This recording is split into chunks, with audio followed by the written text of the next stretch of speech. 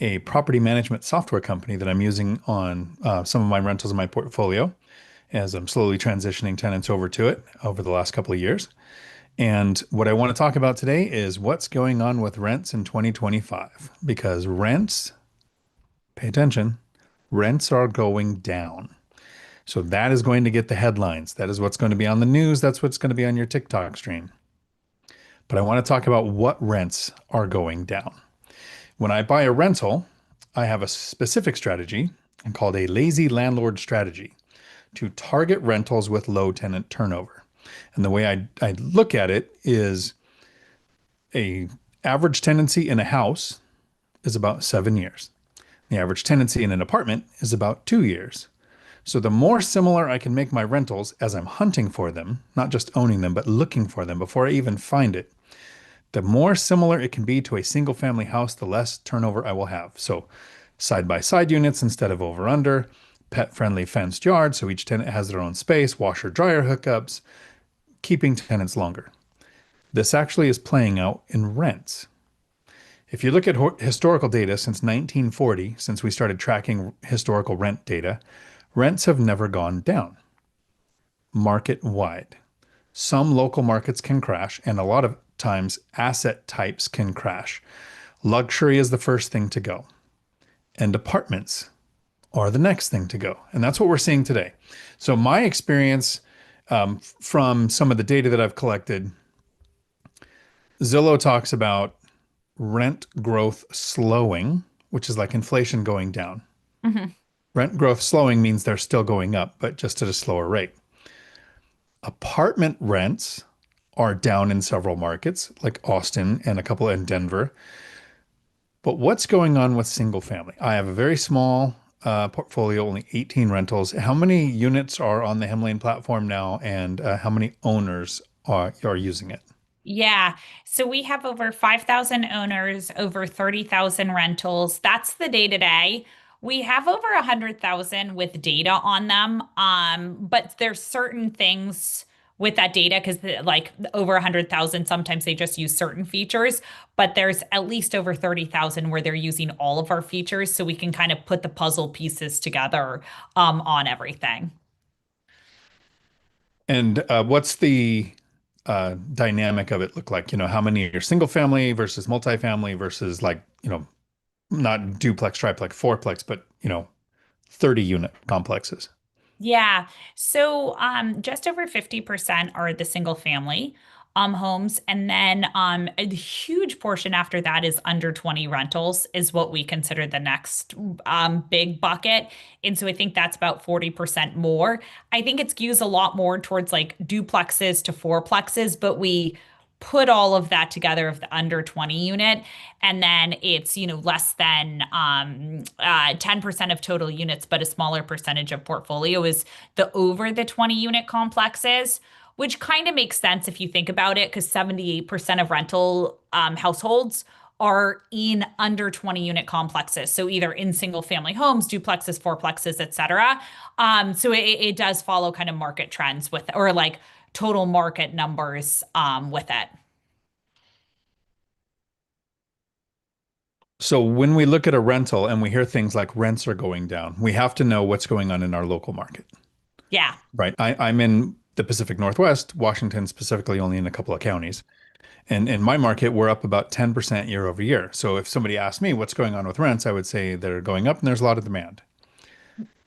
Yeah, and that makes complete sense because our data shows that the Midwest increased the most. It was up 6.1%, and that's total for the Midwest region that we have. So that was up 6.1%. But actually, I looked at Seattle because you brought that up to me. So I looked at the like greater Seattle area, and that was up over 8%. And so that was definitely kind of our big market of seeing rent growth. But I think you're right, Dion. It's so market specific. And that's what I hate about the headline news, because it's not really looking at your individual market and where you are. And the main takeaway for me was apartment rents are declining. A lot of apartments that are declining that have a bigger impact. So if we look at the actual chart from 2009, 10, and 11 during the actual recession caused by a housing crash, it looked like rents went down. And that's because type A properties, more expensive, gated communities with all the amenities, took the biggest nosedive, but there was more demand on Class C properties. So the rents on most of the average landlords went up, but luxury rents on big apartments, so those syndications took a hit. So the Yeah. first thing is, what type of rental do you have? The second is, what market are you in? Right? There's several areas where rents are on the decline or growth is on the decline. So year over rent growth for July is down to 2.6% from 2.9%. So month on month, it looks like rents are going up slower. So it's a slower increase, Yeah. which will make the news. They'll say rent growth is on the decline, which is like saying inflation is going down, but things still cost more. It's one of the reasons why I try to focus on the properties that do best in bad economic times. In good economic times, most of the properties make money. In bad economic times, the Class C, the working class rental, has more demand. Right Mhm. now, it's really hard to buy. A lot of people don't have, the prices haven't come down, interest rates haven't been cut yet, and everybody's predicting on what's going to happen in 2 to 6 months. But what's happening today? People are Yeah. renting because they can't buy. And I was thinking, Dion, the same thing when I was thinking about you texting me the 10% and talking about that. And then I was like, I should look into our numbers for this. I thought the same thing of, but why? And then it came to these larger places that aren't in the large tier one cities, like with the big institutional investor slash equity residential type of properties, that it makes complete sense because interest rates are so high that people are sitting there and, high from a long-term perspective, no, but since we've been comparing it to 3% for, the decade of 2010 through 2020 or whatever, people are still hoping that they go down to that rate. And so I think you're right. There's a lot more demand for rentals because people aren't chomping at the bit to get to purchase a property because they're looking at the numbers saying, actually, it might be better for me just to rent, which increases the demand for rentals, which increases the rental rates. Every video that comes out from a crash bro saying they're about to cut the rates or they're about to fire Jay Powell so they can cut the rates or his term's almost up so they can cut the rates delays somebody buying that makes them a renter longer. And my goal is to be the asset owner that benefits from things like predictions. Yeah. Take Yeah. the action now, benefit from what happens. If it did go down, sure, you can refinance, but I would rather buy the rental now. And so I don't actually know the populations of some of these cities, but here's three different areas where rents are up over 6%. So the first one is Fort Wayne, Indiana. Okay. The second one is Milwaukee, Interesting. Okay. and then St. Petersburg, Florida. So a lot of what we hear about Florida is the crash and all of the markets that are suffering in Florida, but there are places that are doing really high. And then almost 6% is Toledo, Detroit, Lexington, Rochester. They all saw 5 to 5.9% increases. So every time we see this list come out of here's the 10, and I believe there are at least 10 where Mhm. rents have gone down because that happens when major builds hit the market or when the boomerang effect happens, when people move to an area for the better weather or the better politics, and then they realize later that, you were just going to jump the fence because it was greener over there, and you realize it's the same everywhere. Yeah. So my market rents are up. The lumberjack landlord is outside of Boston in some smaller suburbs there. I don't even call them suburbs, they're cities that are outside of that. And while his rents are up year over year, he is seeing what he calls vacancy, more turnover, Mhm. and a delay in getting some places rented out. Have you kind of hit you without saying, hey, go get some data on this, but what's your turnover versus vacancy looking like on a lot of your landlords? Yeah, good question. We actually just did a survey on this. So literally with tenants, we did a survey. We did it not only on tenants in Hemlain properties, but also those who potentially didn't move forward with Hemlain properties and went elsewhere, just to make sure we had all of this data. And then we also obviously looked in the app of what we saw. What is really interesting is that on those properties, so when you look at turnover rates, there's a couple of things we looked at. The first was just saying, like, hey, how long do you plan to stay in this property? Like, do you plan to move? 28% of tenants said fewer than 6 months in the property, which was a shock to me because I would think that they would stay a lot longer. And then 6 to 9 months was 15%. And so if you think about that, that's literally almost 50% looking to move in the next 12 months. And what's interesting, and we've seen from a turnover perspective, more turnover than we've had historically. But part of it has to actually do with rent increases. So what I think landlords are doing is they're seeing in their market that rental rates are really high, like or higher than when the tenant moved in. But then when we surveyed tenants, tenants said 79% when we said, what is your decision to renew or not to renew? 79% says it always comes down to the price and the rent amount. 14% it's their relationship with their landlord or manager, 8% said location, 6% said maintenance responsiveness. But anyway, Dion, I'm getting to a point here. The reason that I bring that up with this survey is that I believe that with rental rates going up a lot more, tenants may have this perception of what's going on in the market from like the headline news. But then their landlords are looking at the properties nearby saying, actually, my rental is around this. And tenants are expecting, oh, I probably will just move because I think I can get a better deal. And there's this misalignment.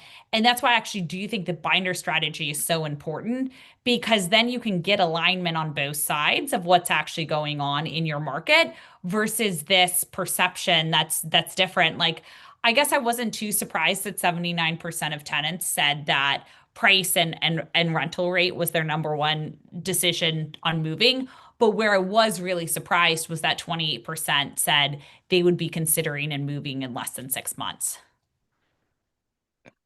One of the things with the binder strategy, I usually reference it saying if you're a landlord, you own property and you want to raise rents on your tenants, have your tenants raise the rent, educate your tenants, let them understand what's Yeah. going on. It goes the other way too. If you're in a market where the rents are lower than what they were last year, tenants should make a binder with area average rent, Yeah. rentals just like the one they're renting from the owner. Take it to them and say, hey, here's what the places like this are going for. Either side that gets educated and helps the other one understand what's going on is going to have less tenant turnover. If you're an owner and you want to renew because you know the cost of turnover is usually okay because you now get to do a big increase and get to market rents. Mhm. If market rents are lower than your rent, the last thing you want is a turnover because you're not going to get to go up to market rents. You would go down. So an intelligent owner would say, I understand rents have gone down in our market. Let's negotiate this. And it would be the same as if the tenant was raising the rents. The landlord will come down to a point that keeps the tenant in place, avoids the cost of a turnover. The tenant doesn't have to move. And so while every time I've experienced the binder, it's been because rents are higher than the rent that the tenant's paying. There are times where the tenants are at a good rent and you just leave it alone, Yeah. right? So the idea is if both sides know what's going on, if tenants, like you said, are mostly getting their information from the news, maybe they haven't been shown. Sure, they intend to move out in 6 to 9 months. That would make much sense if they haven't done a lot of research. If they've gone out and looked at other rentals and realized, wow, the news says rents have come down a lot, but everything I see listed that I would be willing to move to would cost me more, then they'd be less likely to move. There's one thing that I do with tenants. I try to get my tenants to buy properties. Every time I'm signing a new lease or renewing a lease with the tenants, I say you shouldn't be renting, which seems counterproductive, but I've had two people buy properties now. One inherited a house, but none of them have ever bought a duplex. I've always said you should buy a duplex, live exactly like you are now, live in one side, rent out the other. You just get to screen the neighbors, and it would cost you less to live there. Yeah. So I have tenants say, I would like to do that. The ones that ended up buying a house that were really serious, and hunting for the house, not a duplex, which would have been good, said, yeah, I would love to do that, but we're signing a 1 year lease. And so the way I look at that is I usually have a lease termination fee that's just a little bit less than the rent. So I don't want them to think it's a last month's rent or anything, that if they want to terminate the lease, they have to pay the lease termination fee. If I have a tenant that I know is actively looking for a house, I still want a 1 year lease because that's what my lenders are going to look for when I go to get the next mortgage. They want to make sure that I have stable income from existing list. They say it's the majority of your leases have to have at least 3 months remaining. So month to month doesn't help me. And it has to be at least a little more than a half, have Mhm. a year, a year long lease. So what I do is I do a year long lease and I tell the tenants, we'll do the lease termination fee for the ones that are looking to buy a house at $50. Yeah. So while they're hunting, they don't have the stress of I also have to come up with the down payment and closing costs and probably fix some things when I move in and I have to move. I got to break this lease with the other person. No, it's $50 and you're out of the lease because I understand they're trying to buy a house. It's even with encouraging that at every lease signing and every lease renewal, it's still really rare that they end up buying a place. Yeah. Yeah. That is super interesting. I didn't know that, Dion. I think that's my first time hearing that. I it's weird. I think I wish more owners would try to build relationships with their tenants. Yeah. The problems that you have when a handyman goes to do something and it doesn't go perfectly are so much easier to handle when the tenant doesn't hate you. Yeah. But if You know, every go ahead. it's funny. We were just talking about that at lunch. Some of my team members and me today about that of how do you get stronger and better relationships between the two parties because it so happens it starts as a negative relationship and that's where that's what we kind of feel like our mission is to make it where the two sides see each other's points and they get along in a really positive way. So I couldn't agree more on that. So the rent apocalypse, in my opinion, then could be market specific and larger apartment complexes. Hmm. I think if you invest with a strategy to help limit tenant turnover, to have properties that people are more likely to want to rent, the fenced yards, the washer dryer, more so than just price point, having things that make people want to stay in place. One of the benefits to renting to people with pets isn't just that you get to charge a pet rent and that most of the damage I've ever had on my properties came from kids, not from pets. I think the total I've had from pets now is I think it's up to like $300 or $400 in a decade now.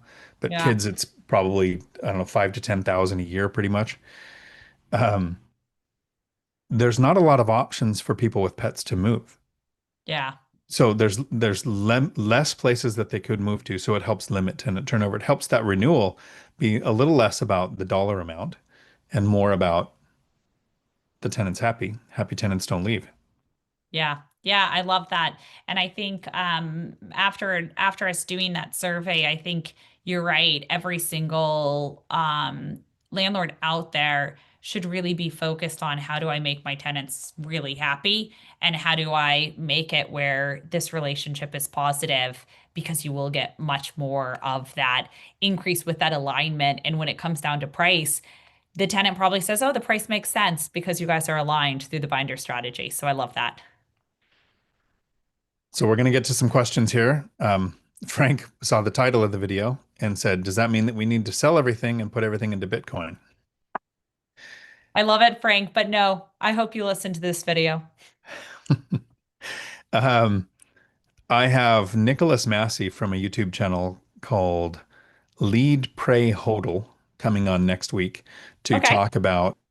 He has some rentals and he's investing in, I want to say crypto because I don't understand the strategy. That's why he's coming Okay. on to explain it to me. I don't know that it's exit real estate and get into Bitcoin, but it could be a diversification strategy if you educate yourself. Like somebody like me should not buy any crypto, not without at Yeah. least 6 months to a year of deep research. Yeah, I still don't understand crypto. I only invest in things that I understand. I think there are people who invest in crypto that do as well or better than I do in real estate, but they Yeah. took the time to master it. Yeah, they So learned it almost totally. doesn't matter the asset class. It matters that you put the effort into it. Howdy, everybody. Good to see you here. Um, Cryptothon. I hope you're here next week when it'll be, I should know the time. I think it's Thursday at 5 Pacific. Using Hemlain to find me a tenant. Excited to see how it goes. Mark. you'll have to let us know, Mark, how it goes. Yeah, Mark, let us know how it goes. I don't know if you're using our self-guided tour technology, our listings or what, but there's a lot on there. So looking forward to it. King Nick just had a prospective tenant offer paying a full year upfront. It's a couple in their 60s. Any possible red flags? I'll let you go first.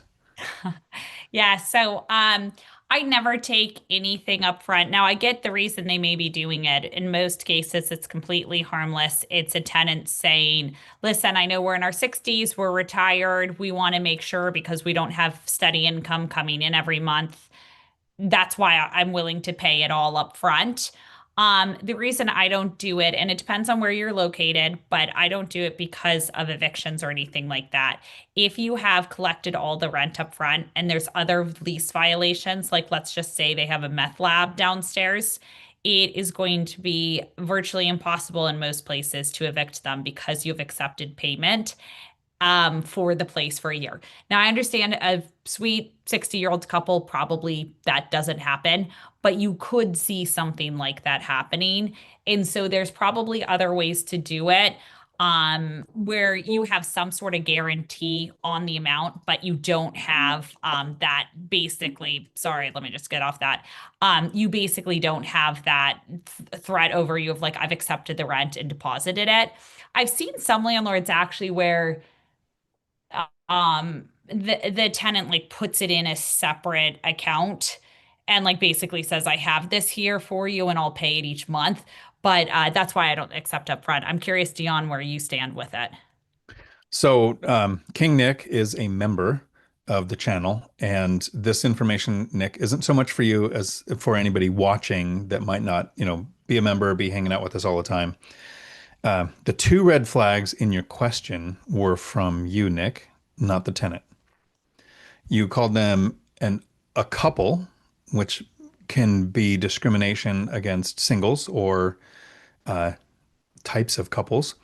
Then you said in their 60s, so then ageism comes in. So when we talk or look or think about tenants, as much as possible, we have to think of not those aspects, not the marriage status, not the age, not the size of the family.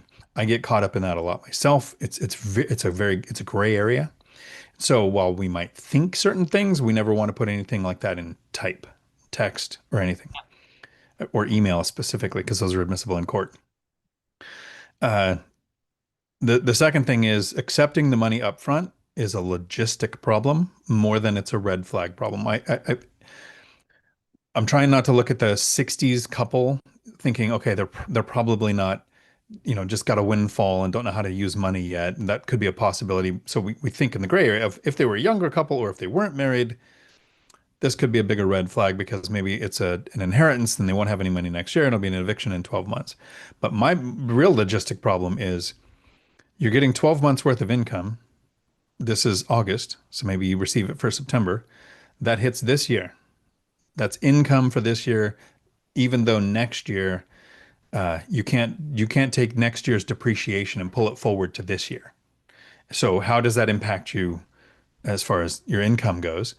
And if you balance out 2, 3 years in a row, could be fine, but who knows what's going to happen next year or what levers you're going to need to pull. I'm on the side of a big lump sum or offering to pay a large amount up front to me is a red flag because it means they don't make smart financial decisions. And it's one of the things that I run into when I list a property. If I'm at or above area average rents, I get worse applicants because they haven't done a market study. They don't know what the rent should be. They don't know what is a good deal. They're just hoping for anything. Life happens to those kind of people. And if somebody says, we don't have really consistent income, we'd really like to pay a year up front, so we don't spend the money, that means that they're going to spend the money and not have it next year. They will Yeah. live a year without payments. Their hedonic treadmill will raise to the level of not having a rent payment. And then the following year, it's going to be a problem. So in that case, if the tenant would put the money in an account where they earn interest and it is direct deposited from their account to mine, that solves all of the problems. If they have the bandwidth to handle setting something up like that, maybe. But I've not taken, I'm trying to think if ever I've taken a bigger amount. I have had our credit score is not great or whatever the problem. Let's do a larger deposit. And then I did a cosigner, uh, but not, I haven't done the whole take a year up front. So that's a great That's a question, Nick. very, I hope it helped. that was a very thorough answer. I loved your answer, Dion. I hate to always answer questions like that because, not hate, I always struggle with that because I don't want to the questions are great. It's why we're here. And if I point out one of those, Nick isn't going to be offended, but a brand new somebody at the Huh. channel might go, "Oh, this Yeah. guy called me out on my question." But thanks, Nick. That was an interesting question. The Yoder, hello all. I started using Hemlain a few months ago and mostly use it for the ACH rent collection. Can you Great. explain, correct me if I'm wrong, the payment system through Hemlain that can impact a tenant's credit score? Yeah, so there's ACH and credit, and both of those could impact their credit score. But there's something we have called so there's two things that you need to do if you to report behavior to the credit bureaus on rent collection. So a lot of tenants love it because it helps build their credit. So it's like the biggest payment that they make every month, but it doesn't impact their credit score. They don't like that. And so, really, the initiative to build credit is to say, every month you pay rent, we will go ahead and send that to the credit bureau. So, whether you pay with ACH or credit card, we can do that. There's two things you need in order to do it. The first is tenant perks. You can enable that under your free services. So, go to services tab and then there's free. You can enable it there. The second thing you need to do as a landlord is make sure your lease agreements say there's a clause about credit bureau reporting. Certain states, I'm not sure if it's all 50, but I can ask our lawyers.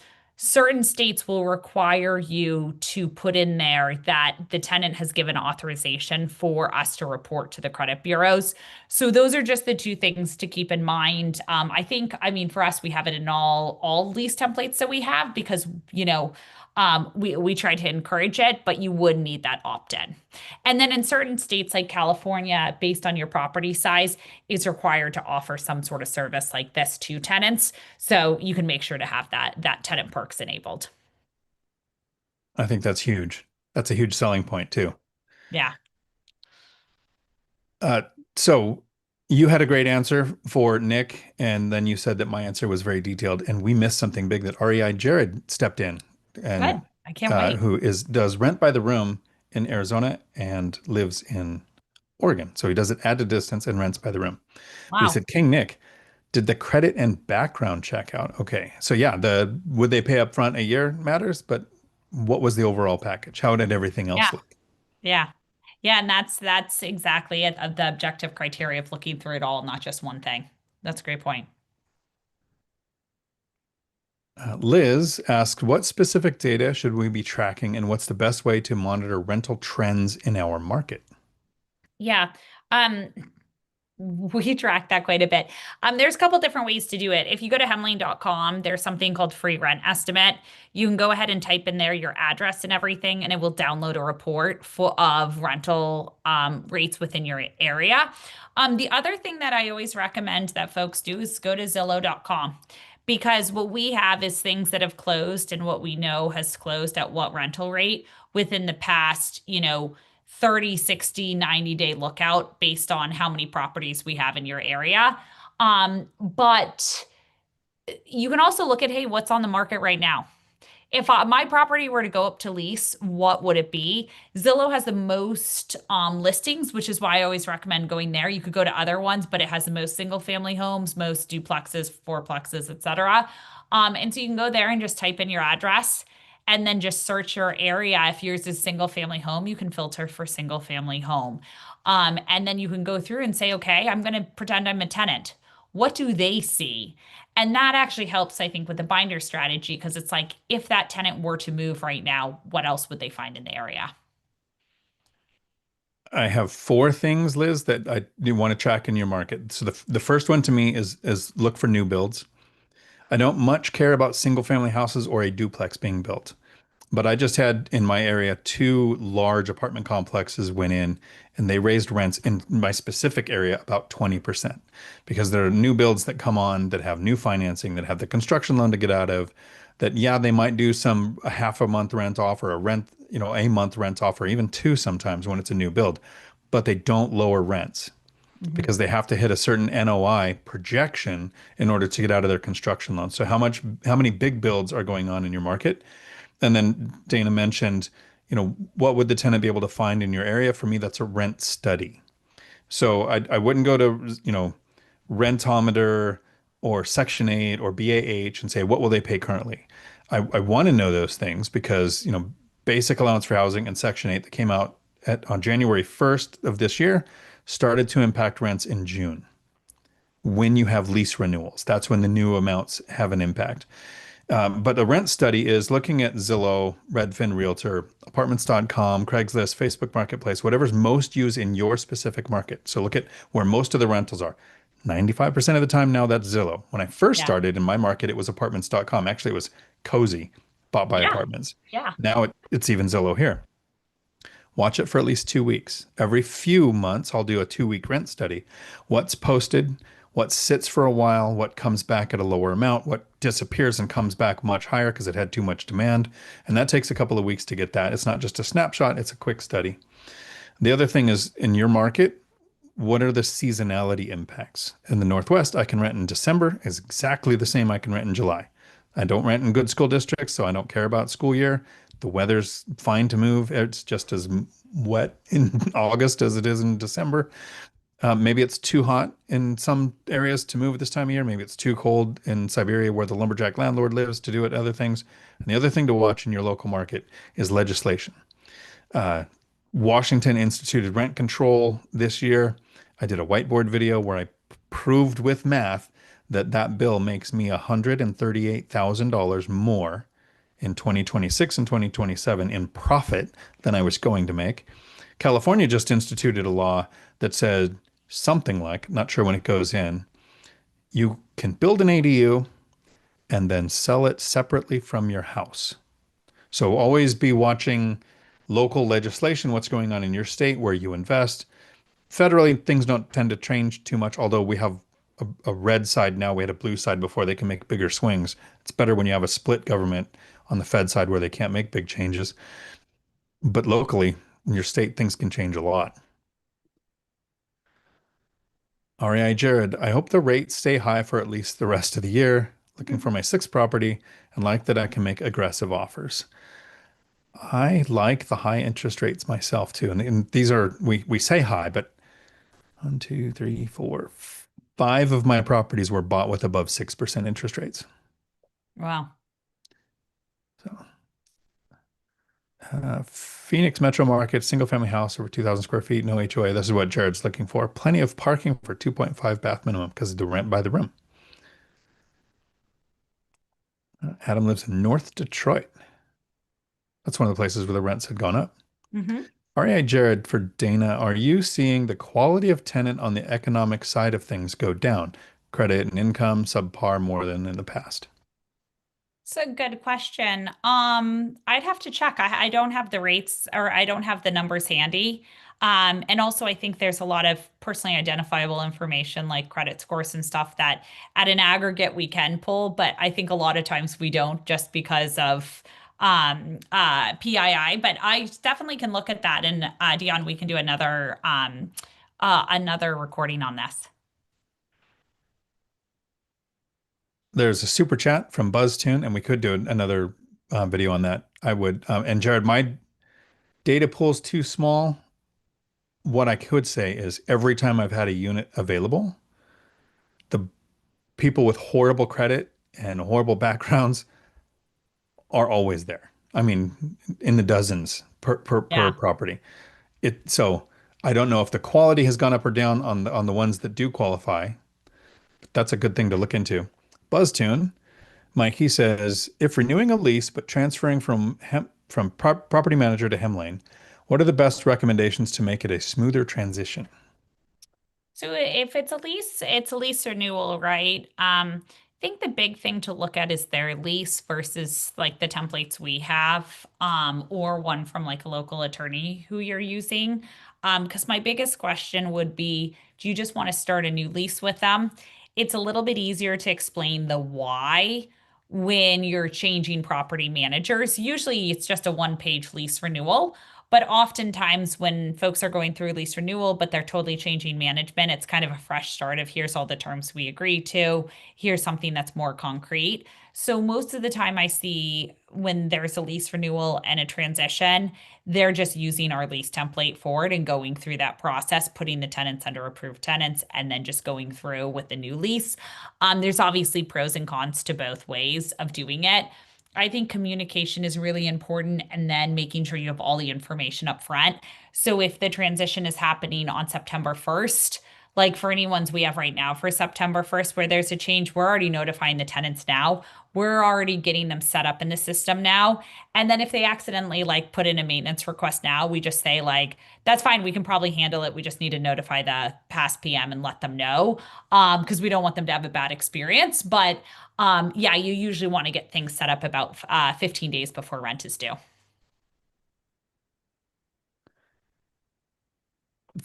Yeah, for me, it's been I do it on, buying a property or tenant turnover. And so I've been doing it that way. Mhm. Um, Not having a property manager, I'd have to think of how I would do that. I think for ease of transition, maybe telling the property manager you're not firing them for a cause. You're just saying, hey, this is the way I'm changing my management style. It's not because I hate your guts. Yeah, no, exactly. You always want to be nice to them. Just say, I've decided to self-manage. I've decided to take over a little bit more on my end. I've absolutely loved working with you. If you come from that perspective, they're so much more willing and likely to pass over the information. Christine, glad to be here. Rents have tanked in my area. Tenant lease expires a year from now, locked in at $200 higher than the side I'm moving out of. Weirds me out a little. Uh, yeah, you have to know what's going on locally, what's going on in your local market. And then when you say rents have tanked, is it people are renewing rents at a lower amount than they were last year? Or is it people listed properties at what they expected rents to be and they have to lower it to where they actually are? Dion, that's a good question I have for you on it. So, what would you do in this case? Let's just say you're moving out of the one side and you're going to have to list it. Let's just say they're identical units, the duplex. And the one side is going for 1,500 a month, and the new one you have to list at 1,300 because it's going for 200 less. What do you do and how do you communicate to the tenant who's in the one that at $1,500 a month? Because they're going to see that and they're already going to contact you. So you need to preempt it. So I've never been in that situation yet because rents have consistently been higher than where my rents are. Yeah. So even if I did a new renewal, right? So I keep mine below. But if I was at market rents, which I rarely ever want to be at market rents, I don't want to have a deal that has to be at market rents. You have higher turnover there and you get worse applicants there. Uh, so I like to be a little bit below area average. But if rents tanked, like they did in Christine's area, so they were lower, that's the time your existing tenant can binder strategy you. They can come and go, Yeah. look, Section 8 thought I had to lower their amount. Leases around us are less. If I moved, I would save money. That's the thing to be concerned about. So I would make sure that I'm doing a good rent study and knowing what time of year. In Florida, I don't know. I don't think it's impacted as much in Florida with the weather. I mean, you might have brief hurricane season where people don't want to move, but you don't have the violent swings of weather for the seasons. Keep good reserves, screen tenants well. I think if you have to go with lower rents, uh, I would go for quality over speed. Yeah. The, Yeah. the stress can come as soon as you think, oh, I might have to make the mortgage payment if I don't make this quick. I'd make a mortgage payment or two before I'd put somebody in there that I think is going to be a problem tenant. Yeah. Yeah, I think the whole preempt and the tenant binder strategy in you need to know that and preempt it in advance because it makes you look more professional versus waiting for them to come to you. We've had a couple of those cases where they're marketing at a lower rate And then the tenant feels like, hey, what's going on? So I think, Dion, to your point, the why is really important. Oh, it is winter here and you signed during the summer. And if this lookalike one was for the summer, then we would have had the same rate, and really giving them the why because you guarantee they're going to see it. And so hoping they don't is just hoping for being unsophisticated and having a tenant catch you off guard.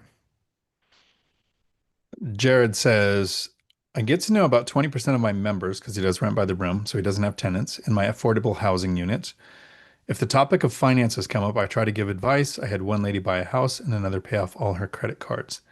So the key thing there is if the topic of finances comes up.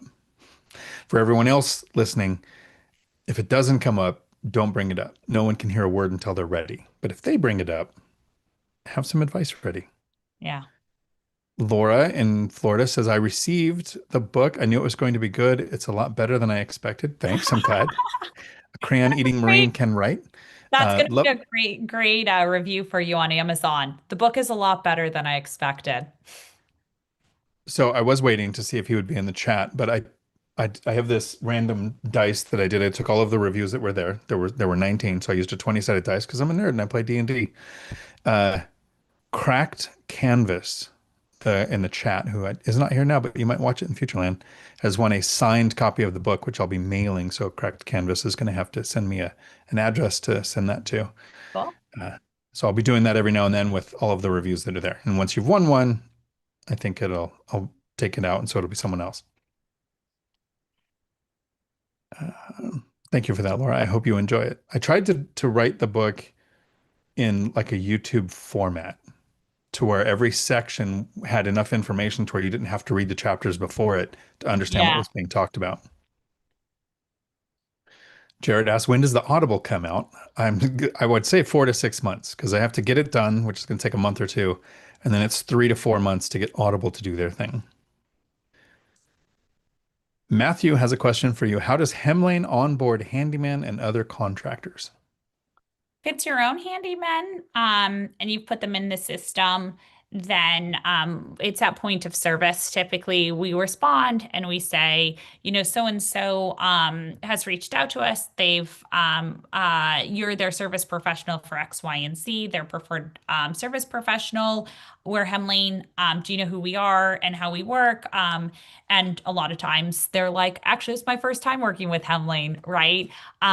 Especially if they're not like a plumber, electrician, et cetera, because handymen are very dispersed. If it's a plumbing group or electrical, most likely if they're in an MSA, they've worked with us. And so with that handyman, we'll say, great, our service is obviously free for you to use. You can set up an account. We will do all the payouts to you and payments to you. All the work orders will be in the system. You'll get text messages for everything. So we'll text them with all the updates and stuff. And then we'll say, and this is our number you call for any approvals on anything. Our goal is like basically to make this process really efficient. So when a tenant puts a repair request in, we're going through it step by step and troubleshooting, knowing exactly what the problem is as much as we can get to. So there's not a lot of back and forth, getting the schedule time, getting it from the service professional. So we'll explain all of that. Typically, though, like when we do it, we don't say all of that up front because it sounds like a sales call, which it's not. It's just coordinating the service. So like all of that is kind of the gist of what's in there. It's like, free for you to use. We'll coordinate. We're your point of contact. But when we first call, it's like, okay, this door handle broke off and this is not an emergency, but we're calling on behalf of X, Y, and Z. You're their preferred service professional for handiwork. We have the tenants availability right now. What works best with your schedule. So it's typically that, but then we're trying to get to all of those points, but it's using a specific answer request and then going through. We also try to you might already have it to put in the system, but we're trying to understand their pricing as well, because there are times we've gone to you and said, hey, your service professional is charging well above what we've seen in the area. Are you sure you don't want to potentially look elsewhere? It's a balance because it's quality versus price. And if they're slightly above, it's probably not going to cause a red flag. If they're really far above with price gouging, we'll mention something to you. Pricing with handyman is always interesting. Yeah. I it's almost like with contractors, the price isn't determined by the contractor. The price is determined by how much work the contractor has lined up. Yeah. Yeah. If they have a ton of work and they have to Good point. delay another tenant or work overtime or call guys in on the weekend, price went up. If they want to eat next week and they don't have any work lined up, price came down.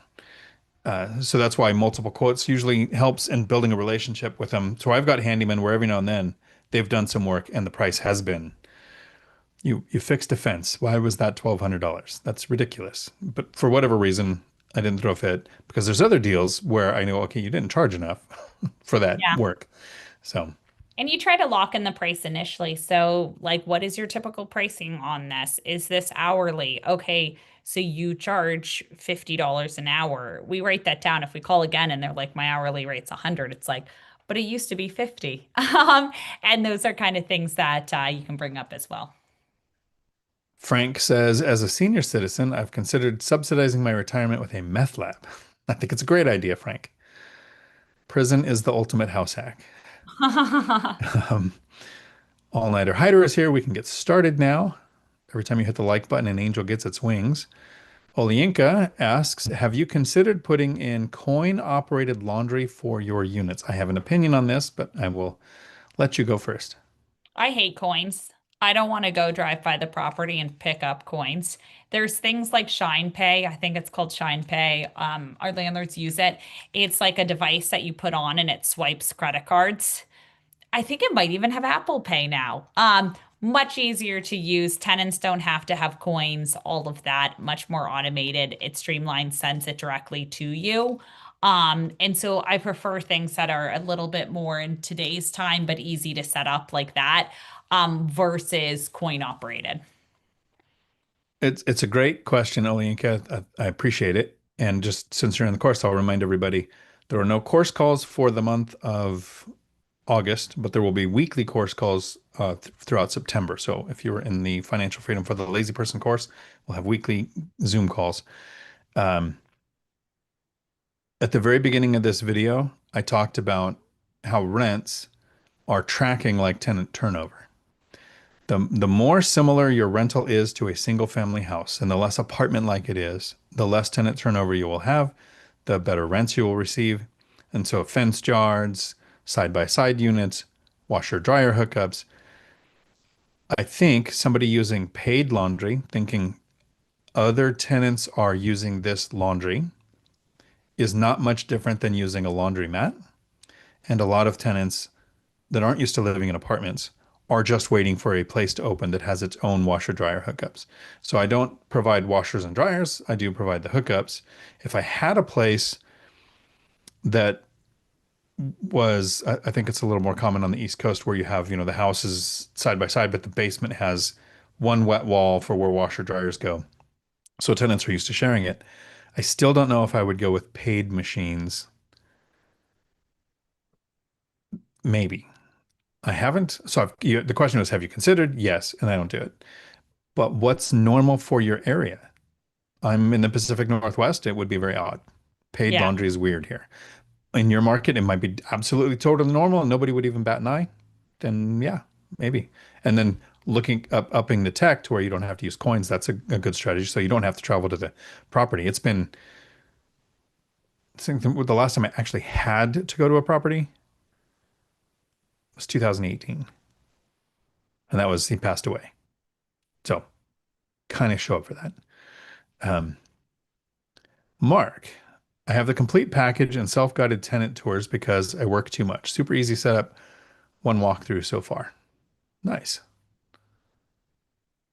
Thank you, Mark. Christine, I'm excited. We want more self-guided tours for you, but that's great. I mean, I don't want it to happen, but I look forward to it happening when I'm traveling Yeah, I'm so excited for that you. I can go, yep, I'm in another country, got a tenant turnover, Yeah. didn't even have to go do anything. So there. Christine is in Central Florida where oversupply hasn't absorbed yet, and my cash on cash return is starting to look like my high interest savings account. What started out as 8% is closer to 4 to 5, better than area average. So Christine, let's do the math really quick. Let's say you had a savings account that paid you 10%. and a rental that paid you 5% cash on cash return. Which one would you take? I'll let you put that in the chat. But Mhm. obviously, if you watched my channel, you would know which way I would go. Because that cash on cash return is not accounting possible appreciation, principal pay down, the benefits of depreciation. You know, your high yield savings account, let's say you're making 4% interest on it, you are then taxed on that income. Mhm. The rental, you're probably not with depreciation. Uh, the cash on cash return is also levered, right? With you're gaining the appreciation on a levered position. You're getting depreciation on a levered position. It would have to be like a guaranteed 20% to make me think, okay, I'm not going to deploy this money in a property. I'm going to put it in this other account. I haven't seen 20% returns yet on a non-real estate investment, other than probably crypto, because Bitcoin is the highest performing asset of the last decade that I do not invest in.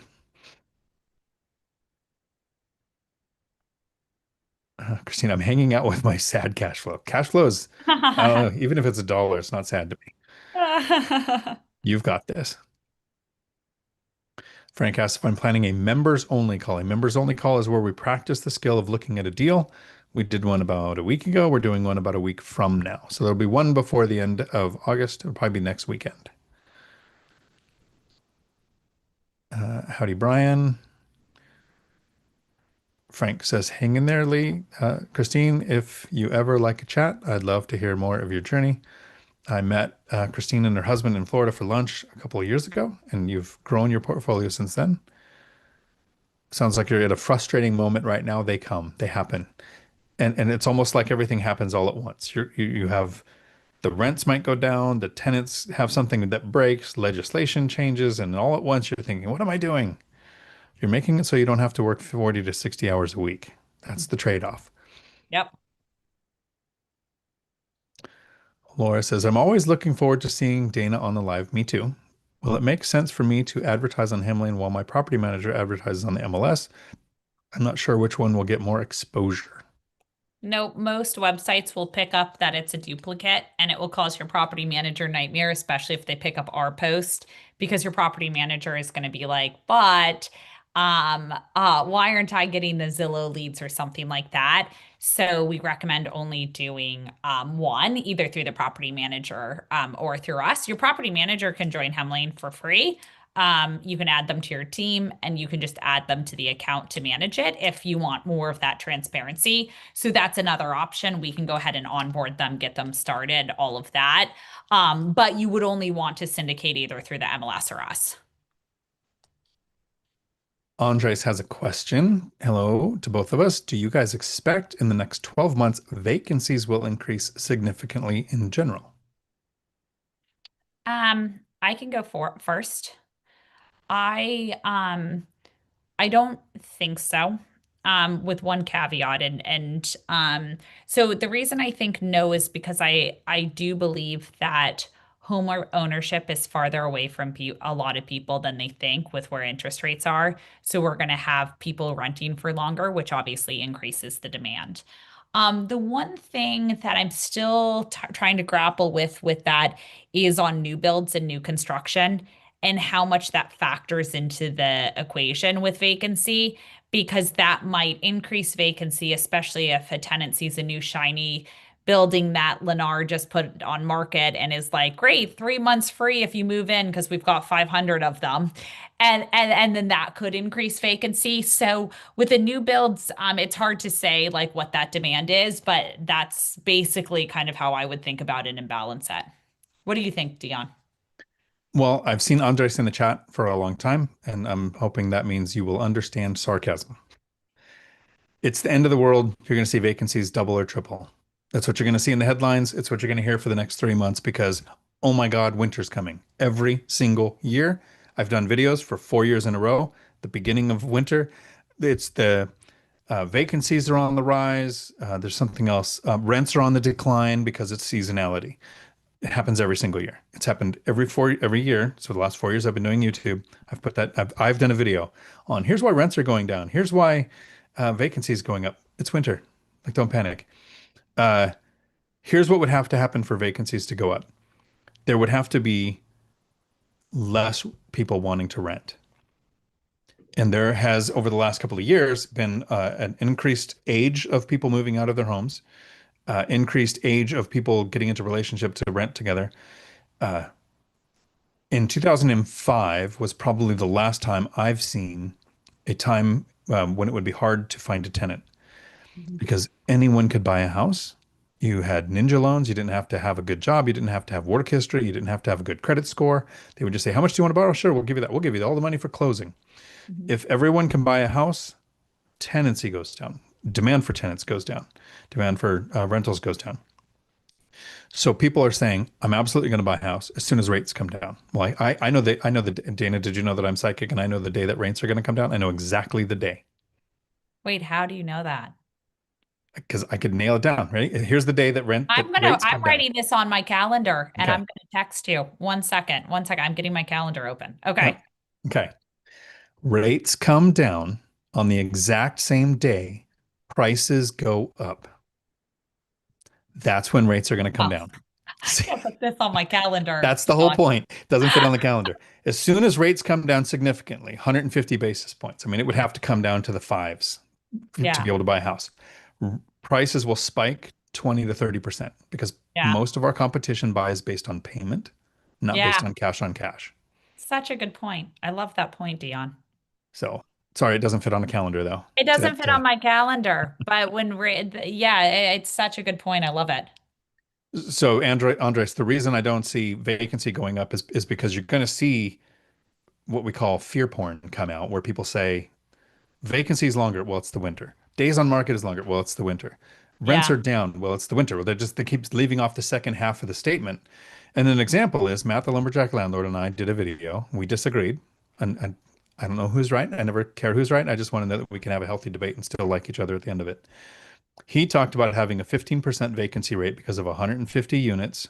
He had about whatever the math is, 15% vacant. And I did the math with him and got him down to less than 1% vacant because some of these were turnovers for next month. Some of them were turnovers for this month, which means it has to be emptied, cleaned, repaired, listed. That's not vacancy, that's turnover. So when you see headlines like 15% vacancy, that gets clicks, that gets views. I get it. But is it turnover? And turnover is good. As a landlord, one of the most expensive things we have is turnover because it costs us our time. Mhm. So when we're in build mode, I really tried to avoid tenant turnover. Keep rents low, use the binder strategy, find those properties that are most similar to a single family. The whole strategy was built around it. But every time I've had a turnover, the rent's gone up significantly because now I can go to market rents. There are times like I think if you're in a specific market like where Christine is, maybe you don't want turnover because it might bring your rents down. I haven't seen that, but it can happen. So I don't see it getting easier to buy a house. Yeah. And that's what would make demand for rentals come down. Cabragoon Cabulus. Coin ops are expensive and always break, though card and apps are available. Yet Dion's view on machines for individual dwellings will retain renters more. There you go. All-nighter hider, paid laundry, and single-family rental would be uninviting. Nice. Jeremy, howdy. Currently have some unfurnished apartment tenants being evicted with financial trouble. Furnished rentals still booming based on the industry. Moving here in Northeast Indiana when strong demand. Evictions are never fun. No. I think we are all caught up on the questions unless I missed a super chat here from old guy REI. If I have properties in St. Louis, for example, do you have a list of contractors that is available to your clients? Yeah, we should have. We don't give you the contractor list, but on that complete package, you should have the contractors there. And St. Louis it's not a huge market, like it's not our largest market, but it's definitely a market where we do quite a bit on the complete package and turnover and stuff like that.